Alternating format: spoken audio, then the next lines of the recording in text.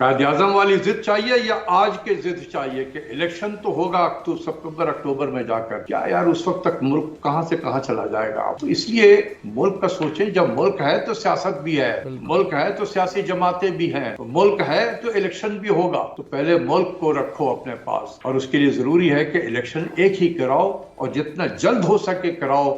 इसके अलावा कोई ऑप्शन नहीं है, कोई ऑप्शन नहीं है। लेट मी रिपीट, कोई ऑप्शन नहीं है आपके पास।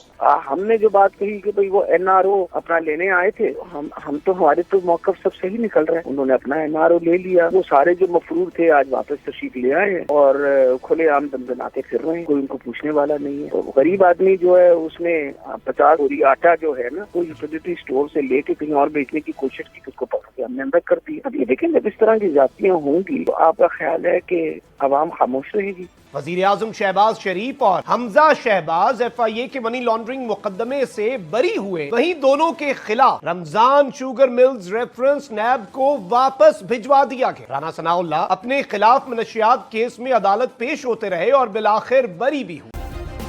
सब्सक्राइब करें और बेल दबाएं ताकि कोई खबर रह न जाए।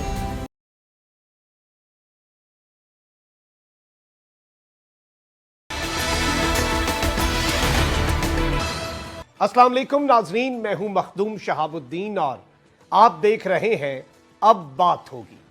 यकीनन शहीद की जो मौत है वो कौम की हयात है।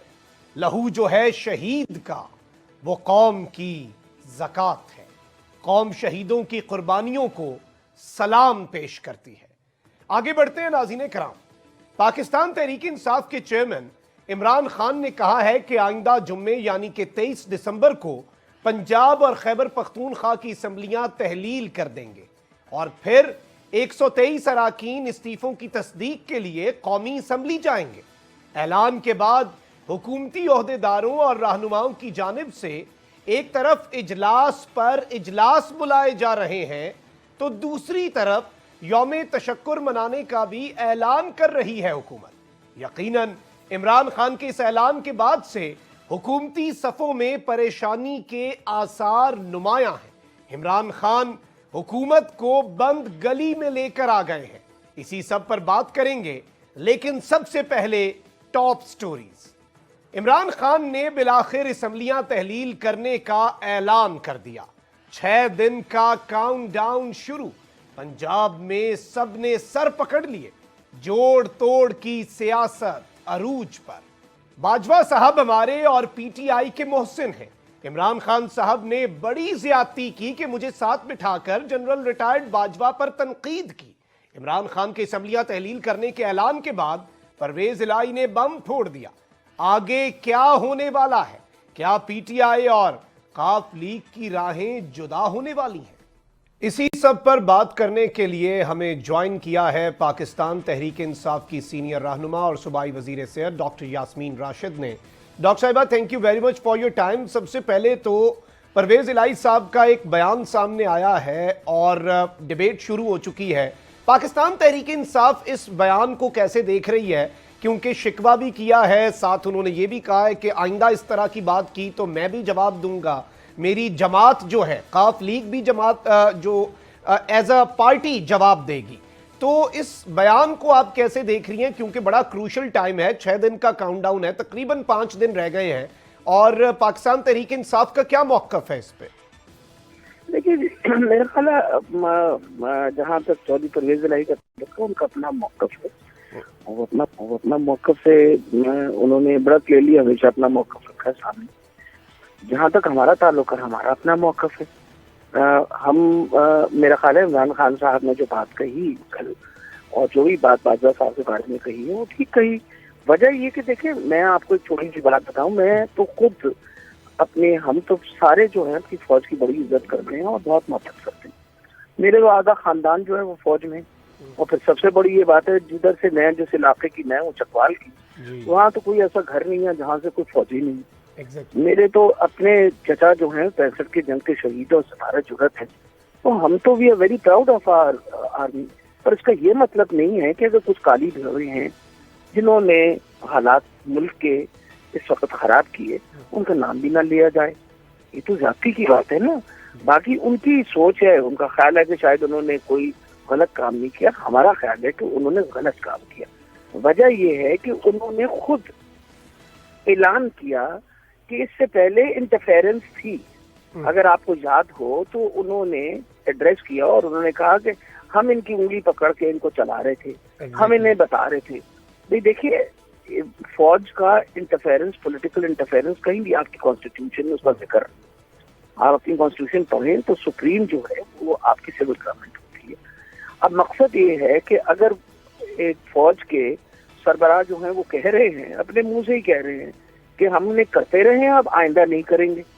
یعنی پہلے انہوں نے اس غلطی کا اعتراف کیا اور اعتراف کرنے کے بعد انہوں نے اس کے اوپر یہ کہا مزید کہ ہمیں نہیں کرنا چاہیے اور آئندہ ہم نیوٹرل رہیں گے اور اس سے باہر رہیں گے. یہی بات ہوئی تھی نا. اگر میں تاریخ میں جائیں, ابھی تو بہت زیادہ عرصہ بھی ہوا یہ ساری باتیں کرنی تھی. تو سب سے بڑی بات ہے ہم اسی چیز کو تو کنڈیم کر رہے ہیں کہ بھائی آپ نے کیوں انٹرفیئر کیا, آپ کو نہیں انٹرفیئر کرنا چاہیے تھا. اس وجہ سے کہ اس جوڑ توڑ سے آپ نے نقصان کیا اس ملک کا. وجہ یہ ہے کہ کیا نقصان ہوا, ایک وہ جماعت جو پاپولر جماعت تھی پورے پاکستان میں اس کی سپورٹ ہے اور جو وہ کہتے ہیں وفاق کی جماعت بن گئی. آپ نے اس جماعت کو نکال کے ایک وہ چھان بورا اکٹھا کر کے ان کو وہاں بٹھا دیا, جس وہ 11-12 پارٹی یا خدا جانے 13 پارٹیوں کے جو لوگ ہیں جن کے ہر قسم کے چوری چکاری کے آپ کو پتا کیسز بنے ہوئے ہیں, ہر قسم کے کیس بنا ہوا ان کے اوپر. ہم نے جو بات کہی کہ بھئی وہ NRO اپنا لینے آئے تھے, ہم تو ہمارے تو موقف سب صحیح نکل رہا ہے. انہوں نے اپنا NRO لے لیا, وہ سارے جو مفرور تھے آج واپس تشریف لے آئے ہیں اور کھلے عام دندناتے پھر رہے ہیں, کوئی ان کو پوچھنے والا نہیں ہے. تو غریب آدمی جو ہے اس نے 50 بوری آٹا جو ہے نا وہ یوٹیلیٹی اسٹور سے لے کے کہیں اور بیچنے کی کوشش کی, اس کو پکڑ کے ہم نے اندر کر دیا. اب یہ دیکھیں جب اس طرح کی زیادتیاں ہوں گی تو آپ کا خیال ہے کہ عوام خاموش رہے گی؟ کچھ حد تک ہی انسان برداشت کرتا ہے نا ایسی باتیں.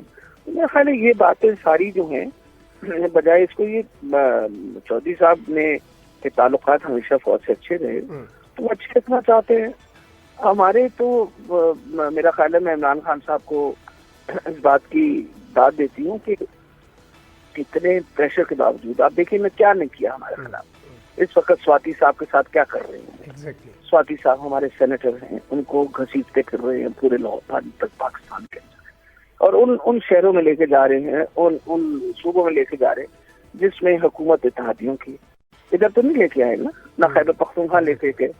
اب دوسری بات یہ ہے کہ ارشد شریف صاحب تو آپ کے اپنوں میں سے تھے نا, ان کے اوپر جو ظلم ڈھایا گیا, ان کو قتل کیا, ان کے 5 بچے رہ گئے پیچھے بیوہ رہے. آپ مجھے یہ بتائیے کہ کون پوچھے گا اس کو؟ اب کے بعد سامنے ان کی والدہ نے نام لے کے, دیکھیے نا جو FIR درج ہوئی ہے ان کی والدہ نے نام لیے ہیں سارے, اس میں فیصل کا, جنرل فیصل کا نام دیا, انہوں نے باجوہ کا نام دیا, سب کو ذمہ وار ٹھہرایا اور انہوں نے کہا ہے کہ بھائی پوچھیے. اور اب جو انویسٹیگیشن ہو رہی ہے, پہلے کہتے تھے کہ نہیں جی وہ تو غلطی سے مارے گئے, اب وہ پتہ چل گیا کہ ٹارگیٹڈ کلنگ ہے, سامنے جو ایویڈنس آ رہا ہے. تو اس سے امپورٹنٹ یہ چیز ہے کہ عمران خان صاحب کے اوپر جو حملہ کیا گیا, آپ نے جو بھی کیا مجھے یہ بتائیے کہ جس طریقے سے کیا گیا ہم سارے کیا, اب میرا خیال ہے یا تو ہم سارے ذہنی معذور ہو گئے, باتوں کی سمجھ نہیں آتی. آپ مجھے بتائیں ایک بندہ جس کو پکڑا گیا وہ 20 منٹ کے بعد 25 آدھے گھنٹے کے بعد بیان دے رہا ہے. کبھی سنا آپ نے, کبھی دیکھا ہے تاریخ میں کہ جی اس نے بیان دے دیا کہ جی یہ کر دیا, اور یہ بھی نہیں پتا ہمیں کہ کہاں سے پکڑ کے اس کو کہاں لے گئے. اور پھر سب سے بڑی یہ بات ہے کہ اب واضح ہو گیا ہے کہ وہ ایک بندہ نہیں تھا, کم سے کم 2 شوٹرز تھے. تو یہ تو پورا پلان بنایا گیا تھا کہ خان صاحب کو سب ہستی سے ہی مٹا دو, ختم کر دو. اب مجھے یہ بتائیے کہ جس بندے کے اوپر قتل کی واردات ہو اور وہ آپ کے پاکستان کا پرائم منسٹر رہ چکا ہو اور FIR درج نہ ہو, جبکہ ہم نے تو اور کوئی بات نہیں کہی نا. FIR تو آپ کا حق ہے, میں جس کا مرضی نام لوں, آپ انویسٹیگیٹ کر لیں, نہیں نکلتا ان کا نام تو آپ باہر کر دیں ان کا نام. مجھے تو حق ہے نا کہ میں نام لوں, جن پہ مجھے شک ہے وہ حق تو نہیں آپ مجھ سے لے سکتے نا, وہ تو میری کانسٹیٹیوشن مجھے وہ حق دیتی ہے. تو اب مجھے یہ بتائیے کہ یہ ساری چیزوں کے بعد پھر بندہ کیا کرے؟ بالکل. اور ڈاکٹر صاحب یہاں پہ ایک چیز بڑی واضح ہے اور اس چیز پر تو سب کا اتفاق ہونا چاہیے کہ no one is above the law, और कॉन्स्टिट्यूशन से ऊपर या कानून से ऊपर तो कोई भी नहीं है, और सब जवाबदेह भी हैं, ना सिर्फ कानून को बल्कि पाकिस्तान की आवाम को। और चौधरी साहब का भी चूंकि एक अलग जमात है, इत्तेहादी का मतलब ये तो नहीं है कि पूरा बयानिया ये को, लेकिन इस सब में बहुत सी अब चहमगोइयाँ भी हो रही हैं, क्योंकि चौधरी परवेज़ इलाही साहब की जो टोन है वो बड़ी सख्त भी थी, और उन्होंने काफ़ी गुस्से का भी इजहार किया कि ये ज़्यादती किया है खान साहब ने। और कुछ लोग कह रहे हैं कि ये उन्होंने बुनियाद डाल दी है, क्योंकि जो असम्बलियाँ तहलील करने का वो समरी है जो खान साहब को हैंड ओवर किया, उस पर तो 23 तारीख है। अब अगर वो 21 या 22 को अगर मुस्ताफ़ी हो जाएं या ऐसा कोई सरप्राइज हो जाए, तो ऐसी अगर सूरत हाल बन जाती है तो फिर पाकिस्तान तहरीक इंसाफ कहाँ पर खड़ी होगी? मखदूम साहब, मैं आपको एक छोटी सी बात बताती चली जाऊँ। आज कितना महीने हो गए हैं हम एक प्रोसेस ऑफ प्रोटेस्ट में, 8वां महीना जा रहे हैं। बिल्कुल। आपने कभी इतनी लंबी प्रोटेस्ट देखी? और मुसलसल सारी कौम खड़ी है इस प्रोटेस्ट के लिए। ये मुश्किल मरहले आएंगे, इन मुश्किल मरहलों से भी हम गुजरेंगे। वजह यह है, अगर हम वाकई चाहते हैं कि पाकिस्तान के अंदर हकीकी आज़ादी आए और वाकई हम कोई सुख का सांस ले सकें और गरीब अमीर के लिए एक जैसा कानून हो, तो ये तो फिर वो वाली बात है, जिहाद ही है ना। खान साहब ने तो और इस बात को कुछ कहा ही नहीं है। वो तो कहते हैं जिहाद है, हम आवाज उठाते रहेंगे। कितनी आवाज बंद करेंगे भाई? कभी तो सुनी जाएगी ना हमारी आवाज। लोगों ने तो बड़ी बड़ी कुर्बानियां दी हैं। मैं कई दफा दिल में सोचती हूँ कि हमारी तो भी वो कुर्बानी नहीं हुई जितनी कुर्बानियां लोगों ने दे के आजादियां ली हैं। Exactly. मैं कई दफा नेल्सन मंडेला की जिंदगी देखती हूँ तो मैं कहती हूँ उसने अपनी उम्र ही गुजार डाली जेल के अंदर, लेकिन वो अपने मौकफ से नहीं हटा। और मैं बहुत खुश हूँ कि इमरान खान साहब जो है वो भी अपने मौकफ से नहीं हट रहे। वजह यह है कि इमरान खान साहब पाकिस्तान से मोहब्बत करते हैं, पाकिस्तान के लोगों से मोहब्बत करते हैं। वो चाहते हैं कि पाकिस्तान के हालात बेहतर। उन्होंने दुनिया देखी हुई है, उन्होंने देखा है कि इंसाफ का निज़ाम किस तरह चलता है, और वो गलत बात नहीं कहते। वो कहते हैं कि जुल्म का निज़ाम चल सकता है लेकिन आप बगैर इंसाफ के कोई निज़ाम नहीं चल सकता। मतलब जुल्म का ये जुल्म है ना। अभी मैं आपको बताऊं कि इंसाफ का निज़ाम अगर ना चला तो आप ये बताइए कि पाकिस्तान में किसको इंसाफ मिलेगा? इस वक्त आप खुद अपनी सिचुएशन देख लीजिए। ये सारे जो मफरूर थे वो आपके सामने अब वापस आ गए हैं ना। एग्जैक्टली। NRO 2 तो तकरीबन मुकम्मल है, हो गया तकरीबन सबके सब। बस अब वो बड़े भाई रह गए हैं जो आजकल सैर करने गए हैं यूरोप का, वो भी आ जाएंगे। अब मकसद क्या है कि भाई अब सारे ये डरे हुए बैठे हैं कि इलेक्शन हुई तो इमरान खान जीत जाएगा। यही डर है ना, और तो कोई खौफ नहीं है ना। वरना तो भाई आप भाई बहुत पॉपुलर हैं और माशाल्लाह एक नहीं 13 जमातें हैं, तो कुछ तो अपने ऊपर एतमाद रखिए। ये तो सोचिए कि भाई आप माशाल्लाह, जैसे आप कहते हैं कि जी हमने तो तब्दीली ले आनी है और हमने हर चीज सही कर देनी है, सीधी कर लेनी है, तो मौका दीजिए कौम को। वो बता देंगे आप लाएंगे या हम लाएंगे। ये तो कोई ऐसी बात नहीं, भागने की क्या जरूरत है? क्यों डरे हुए आप? मकसद ये है कि इनको पता है ना पिछले 6 महीने 7 महीने में क्या हुआ। 17 जुलाई को जो हुआ आपके सामने है, यानी वो जो इलेक्शन हुई जो 20 सीटों पे, आपको भी पता है कि किस तरह हमारे से वो जो एक ये जो वहां से पिंडी की सीट जो है वो ले ली गई, पिंडी डिवीजन की। वरना तो हमारी 16 सीटें होनी थी। लोगों ने निकल के और उन्होंने अपना एतमाद और सपोर्ट दे दी। उन्होंने कहा जी हम इमरान खान को चाहते हैं।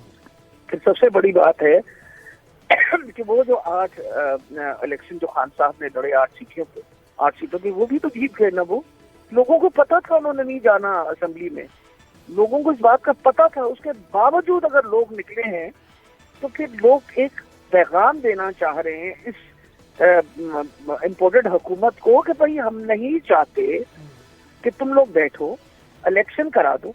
अगर उसके बावजूद ये कहते हैं कि जी चंद सीटों पे हुआ, भी आप सारी सीटों पे करवा दीजिए, खुद ब खुद पता चल जाएगा आपको, दूध का दूध पानी का पानी हो जाएगा। बिल्कुल। डॉक्टर साहिबा, यहाँ पे एक और सवाल जो बहुत से लोगों को अभी तक जिसका जवाब जो है वो समझने में दुश्वारी हो रही है, वो ये 6 दिन की ताख़ीर है। अब इन 6 दिन में क्या खान साहब ने एक आखिरी चांस दिया है कि कुछ चीज़ें ठीक हो जाएं और उस एक्सट्रीम तक ना जाना पड़े? अलबत्ता दूसरी साइड तो इस वक्त आनियाँ जानियाँ बढ़ गई हैं।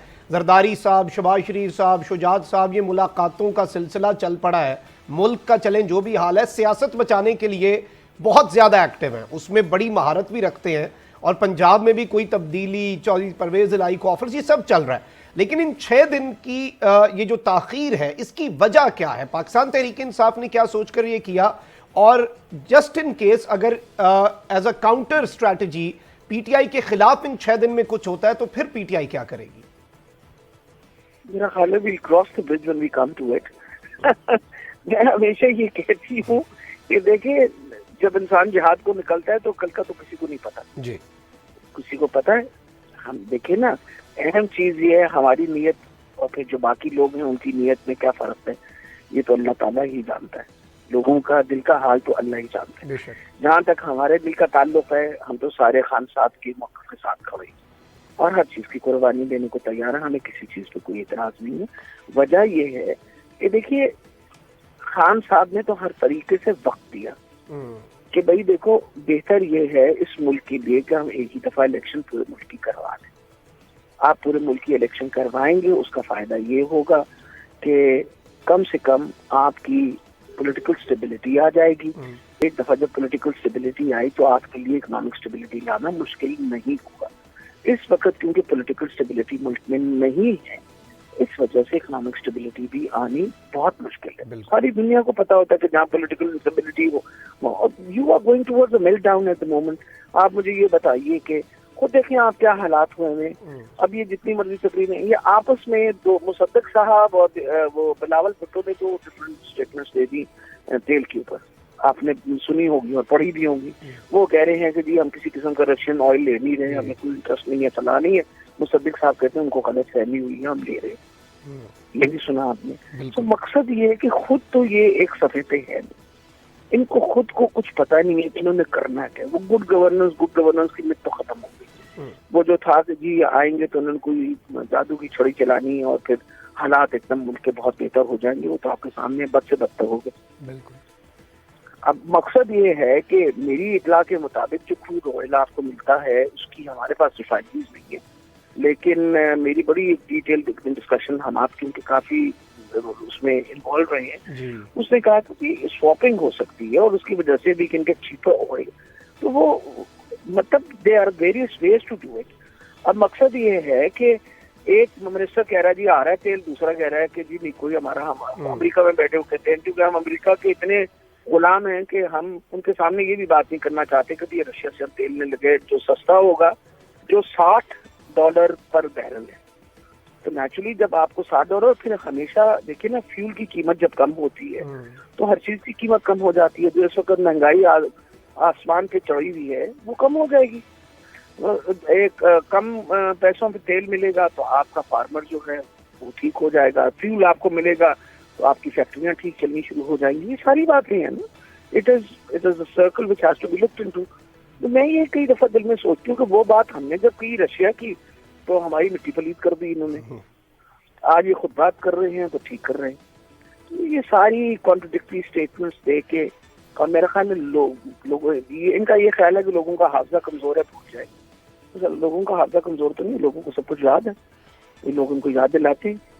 میرا خیال ہے ہمیں تو اس وقت مقبول صاحب کوئی ایسی پریشانی نہیں ہے. اللہ تعالیٰ خیر رکھے. صاف نیت کے ساتھ ہم ایک جہاد کر رہے ہیں آزادی پاکستان کی حقیقی آزادی کے لیے تو ہم جاری رکھیں گے انشاءاللہ. بہت بہت شکریہ ڈاکٹر یاسمین راشد صاحبہ ہمارے ساتھ موجود. یہاں پہ وقت ہوا ایک بریک کا اور بریک کے بعد بات کریں گے معیشت پر. ہمارے ساتھ رہیے.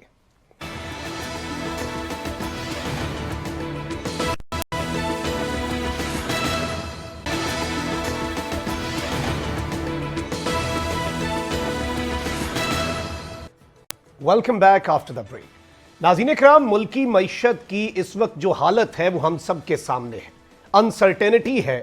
کسی کو کچھ نہیں پتا کہ ملکی معیشت کا کیا ہونے والا ہے. بہت سے خدشات ہیں.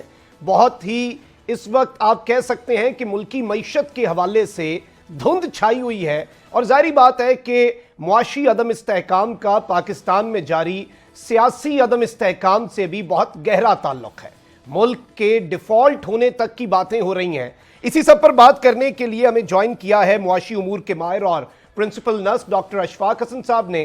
Doctor thank you very much for your time. سب سے پہلے تو بڑا بیسک سوال اس وقت تقریباً سوشل میڈیا بھی آپ کھول کے دیکھ لیں کسی بھی شخص سے بات کریں سب کو بس ایک ہی کنسرن ہے کہ کیا ملک اللہ نہ کرے ایسا ہو لیکن کیا ملک کے ڈیفالٹ ہونے کے کوئی چانسز ہیں؟ ڈیفالٹ ہوگا یا نہیں ہوگا یہ حکومت وقت پر ڈیپینڈ کرتا ہے، کیونکہ ڈرائیونگ سیٹ پہ تو وہی بیٹھے ہیں نا. ایگزیکٹلی. وہ گاڑی کو لے جا کے کھڈے میں اگر گرا دینا چاہتے ہیں تو مطلب ڈرائیور وہی ہیں، وہ کر سکتے ہیں. تو اگر ملک ڈیفالٹ کرے گا تو حکومت وقت کی مرضی سے، منشا سے ہوگا.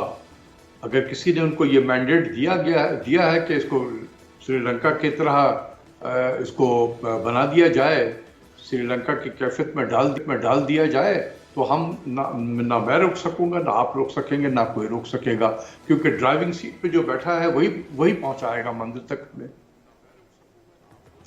اچھا ڈاکٹر صاحب، یہاں پہ ایک اور چیز یہ ہے کہ ڈار اکنامکس، اور اسحاق ڈار صاحب واپس آئے، ان کی جو پالیسیز ہیں، جس طرح سے ہم نے ان پالیسیز کو دیکھا اور بہت سی باتیں ہو رہی تھیں، اور جب وہ آئے تو ڈالر کچھ نیچے بھی گیا، تو کہا گیا کہ ڈالر ڈار صاحب سے ڈر گیا ہے.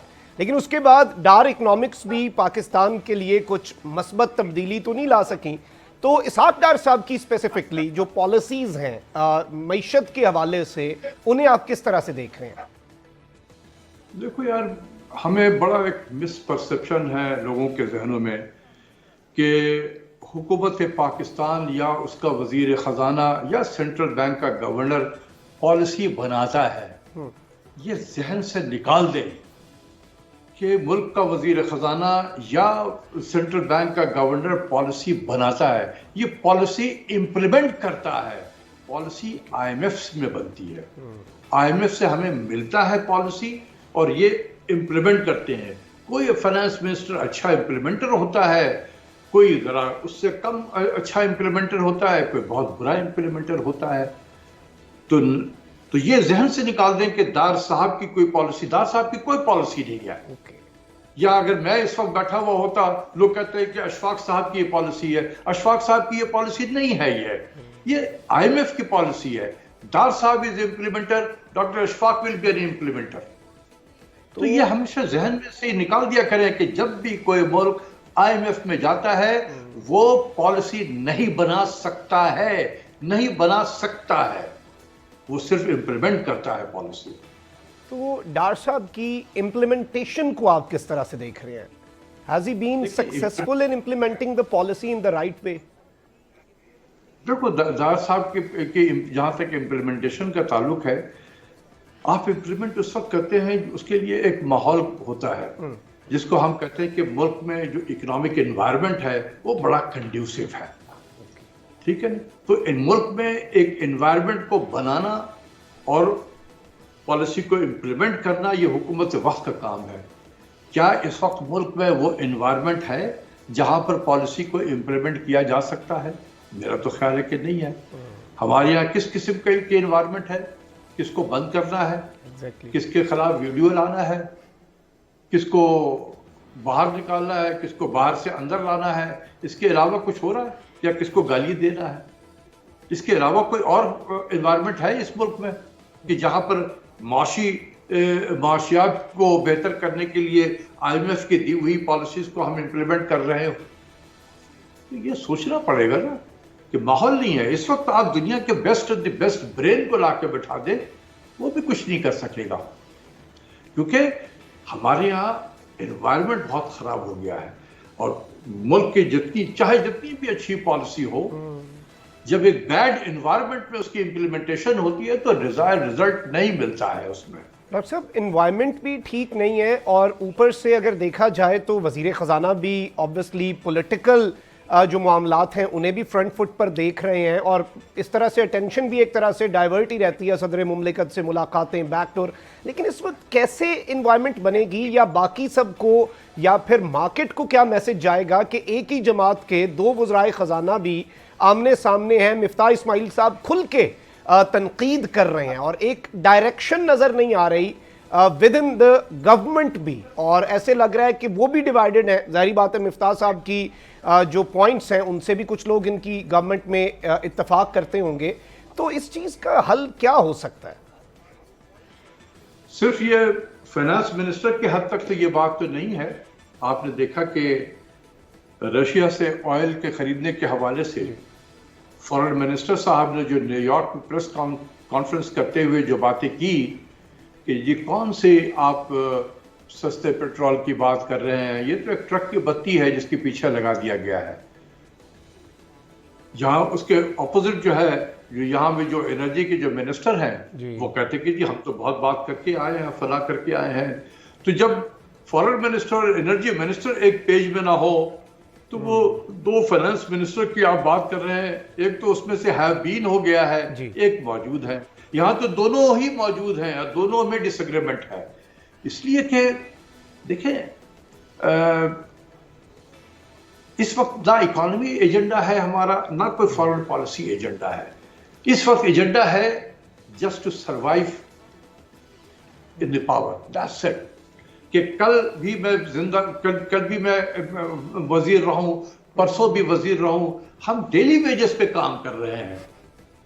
तो जो लोग डेली वेजेस पे काम करते हैं, आप समझते हैं कि वो किसी कंपनी के लिए जो है कोई देर पा पॉलिसीज के जरिए से वो काम करेंगे वहां पर? उन्हें ये नहीं पता कि अगले हफ्ते में रहूंगा कि मुझे नौकरी से निकाल दी जाएगी। बिल्कुल, और एक डायरेक्शन लेस है। ऐसे लग रहा है कि गाड़ी में दो स्टीयरिंग लगे हुए हैं, आगे और पीछे, और दोनों ही रेस दिए जा रहे हैं। तो कोई डायरेक्शन नहीं है, बस सर्वाइवल की जंग है, और पॉलिटिकल सर्वाइवल है, इकोनॉमिक सर्वाइवल। ऐसे ही है, इकोनॉमी तो कुछ है नहीं, बीच में से उसको निकाल ही दें। इस वक्त सिर्फ पॉलिटिकल बैटल है, सर्वाइवल है कि जी हमने सियासी तौर पर जिंदा रहना है या नहीं रहना है। ये उसी की लड़ाई हो रही है और लोग अपनी अपनी पोजीशनिंग ले रहे हैं। इकोनॉमी तो अल्लाह वास्ते हमने छोड़ दिया है।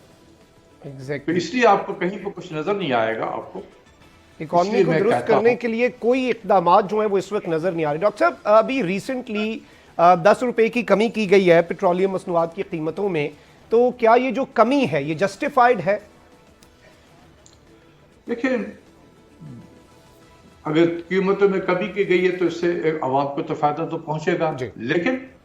लेकिन क्या हुआ है कि आईएमएफ आपसे नाराज हो गया है, क्योंकि आईएमएफ ने यह कहा हुआ है कि, और हमने उनके साथ एग्रीमेंट किया हुआ है कि हमने पेट्रोलियम डेवलपमेंट लेवी को 50 रुपया फी लीटर तक पहुंचाना है।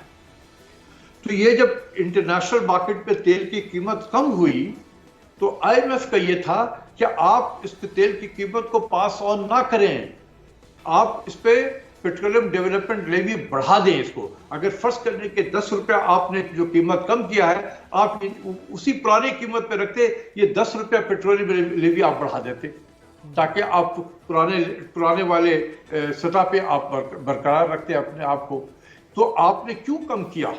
ये वन ऑफ द सोर एलिमेंट जो है, पॉइंट आईएमएफ के साथ मुज़ाकरात में ये है कि आपने पेट्रोल की कीमत क्यों कम की? आपको चाहिए था कि उसी जगह पे रखते। ये जो कमी आई थी इसको आप टैक्स के शक्ल में पेट्रोलियम डेवलपमेंट लेवी के मद में आप रेट बढ़ा देते, आपको रेवेन्यू मिलता। तो इसलिए मैं कहता हूं कि जब कोई मुल्क आईएमएफ पे चला जाता है तो वो पॉलिसी नहीं बनाता है, वो पॉलिसी इंप्लीमेंट करता है। तो आपने पॉलिसी बनाई 10 रुपया कम करके, तो ये एक मुसीबत खड़ी हो गई है आईएमएफ के साथ मुज़ाकरात में। एग्जैक्टली और ये फिर एक तरह से इस चीज़ को मान लेना चाहिए, ये कड़वा घूंट जो है ये भर भी हमने लिया हुआ है, तो अब इसे तस्लीम भी कर लेना चाहिए कि हमारी अपनी कोई मुआशी पॉलिसी हो नहीं सकती जब तक हम आईएमएफ के प्रोग्राम में हैं, या उसे चंगुल कह लें या उसे प्रोग्राम कह लें, जो मर्जी। डॉक्टर साहब, मुल्क में इस वक्त जो मुआशी सूरत हाल है वो सबके सामने है, और ज़ाहिरी बात है कि हमें जब तक हमारे दोस्त ममालिक रेस्क्यू नहीं करते, और अभी रिसेंटली सऊदी जो एम्बेसडर हैं उन्होंने ये बात तो की कि हम मुआशी मैदान में पाकिस्तान की कोई मदद कर देंगे, लेकिन साथ उन्होंने बात भी सुना दी कि हम एक्सपेक्ट करते हैं कि पाकिस्तान में पॉलिटिकल स्टेबिलिटी भी आए। लेकिन पॉलिटिकल स्टेबिलिटी आती हुई नज़र नहीं आ रही, और दो इलेक्शंस, मुल्क तो इस वक्त शायद एक इलेक्शन का भी मुआशी तौर पर मुतम्मिल ना हो। तो आपको लगता है कि मुल्क एक साल में 2 इलेक्शंस का मुआशी तौर पर मुतम्मिल हो सकता है? क्योंकि जो गवर्नमेंट है वो तो जिद पे है कि हम तो नहीं छोड़ेंगे अपनी कुर्सी। देखो यार, एक जिद था कायद आज़म का कि हमने हिंदुस्तान के मुसलमानों के लिए एक आज़ाद वतन बनाना है, एक वो जिद था, और उन्होंने बनाकर हमें एक मुल्क दे दिया। अब एक दूसरे तरह की जिद है कि इलेक्शन हमने नहीं कराना है। कायद आज़म के दिए हुए पाकिस्तान को यह बर्बाद कर रहा है और कर देगा। फैसला कर लो कि कौन सा जिद चाहिए था तुम्हें। कायद आज़म वाली जिद चाहिए या आज के जिद चाहिए कि इलेक्शन तो होगा सितंबर अक्टूबर में जाकर? क्या यार उस वक्त तक मुल्क कहां से कहां चला जाएगा आपका? तो इसलिए मुल्क का सोचें, जब मुल्क है तो सियासत भी है, मुल्क है तो सियासी जमातें भी हैं, मुल्क है तो इलेक्शन भी होगा। तो पहले मुल्क को रखो अपने पास ठीक से, और उसके लिए जरूरी है कि इलेक्शन एक ही कराओ और जितना जल्द हो सके कराओ। इसके अलावा कोई ऑप्शन नहीं है, कोई ऑप्शन नहीं है। लेट मी रिपीट, कोई ऑप्शन नहीं है आपके पास में। बिल्कुल, जिद है तो जिद कर लो, जिद है तो जिद कर लो। लेकिन बर्बाद कर जिद दिया में है तो डॉक्टर साहब मुल्क का तो कबाड़ा कर दिया इन्होंने।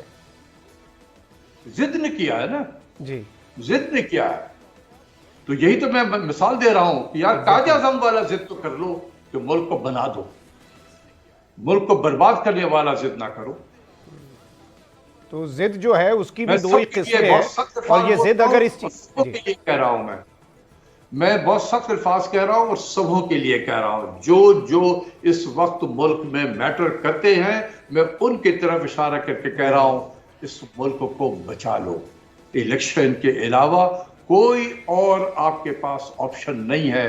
जितनी जल्द कराओगे उतना ही जल्दी हम इक्विलिब्रियम पे वापस आ जाएंगे। Pakistan is now in the state of disequilibrium. अपने मरकज से हम बहुत हट गए हैं। जितना डिले करेंगे उतना ही हम मरकज से दूर निकलते चले जाएंगे। कम से कम इतना तो करो कि यार वापसी मरकज की तरफ वापस तो आ सके। बिल्कुल, इसलिए मैं कह और रहा हूं सारे स्टेक होल्डर्स जो हैं डॉक्टर साहब, बिल्कुल आपने दी कि उन सबको अब होश करना होगा, क्योंकि पाकिस्तान को बचाना है, और पाकिस्तान है तो हम हैं, पाकिस्तान है तो सियासत है। बहुत बहुत शुक्रिया डॉक्टर अशफाक हसन साहब हमारे साथ मौजूद थे। नाज़रीन, अब वक्त हुआ है पोस्टमार्टम का। किसी भी मुआशरे, किसी भी सल्तनत और किसी भी हुक्मरान के इक़्तिदार की बका के लिए जो चीज़ लाजिम और ज़रूरी है वो है अदल व इंसाफ। अदल व इंसाफ किसी मुआशरे, किसी मुमलिकत, किसी सल्तनत से उठ जाए, किसी हुक्मरान के इक़्तिदार से अदल व इंसाफ खत्म हो जाए, फिर ना वो मुआशरा बाकी रह सकता है, ना वो सल्तनत बाकी रह सकती है, और ना ही उस हुक्मरान की हुक्मरानी और इक़्तिदार बाकी रह सकता है।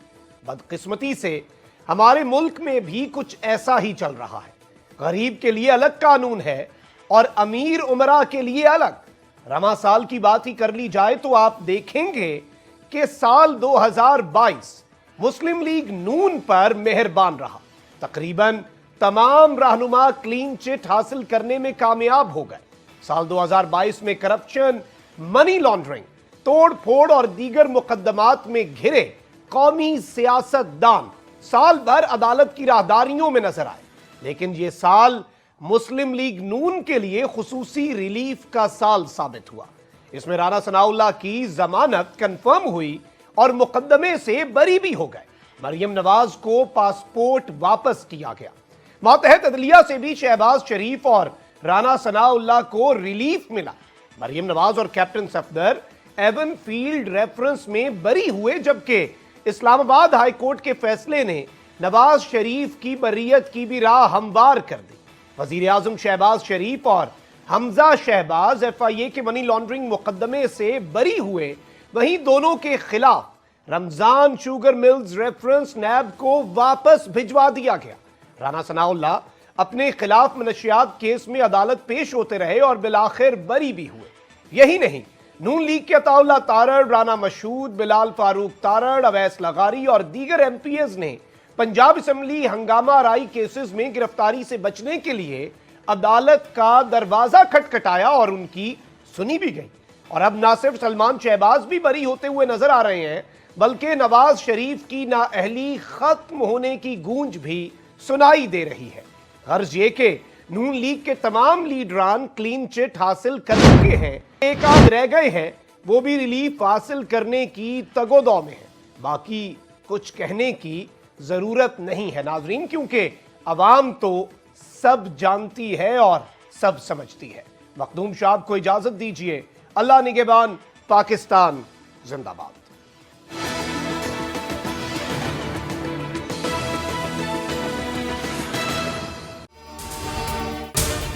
अगर आपको ये वीडियो पसंद आई है तो सब्सक्राइब करें और बेल आइकन पर लाजमी क्लिक करें।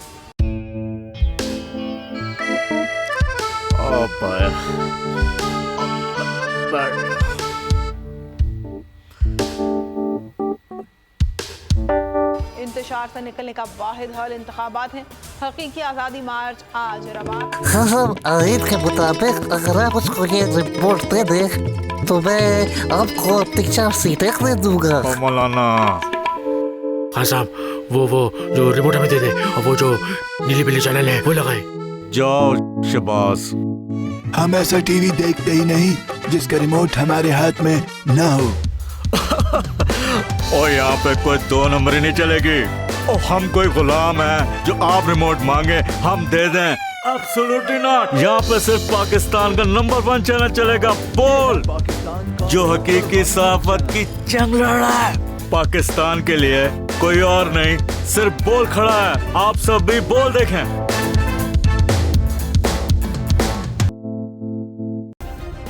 सब्सक्राइब करें और बेल दबाएं ताकि कोई खबर रह न जाए।